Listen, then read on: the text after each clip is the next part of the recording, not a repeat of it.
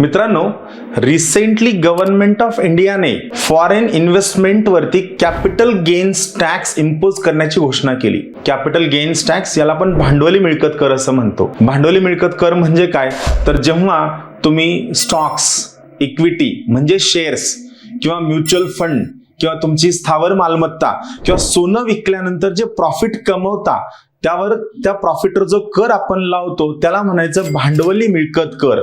भांडवली मिळकत कर नॉर्मली दोन प्रकारचा असतो. एक असतो long term capital gains tax, दुसरा असतो short term capital gains tax.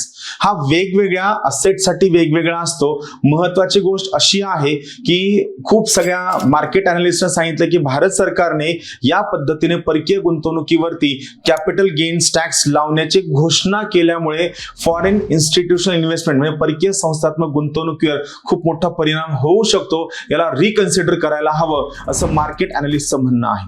धन्यवाद.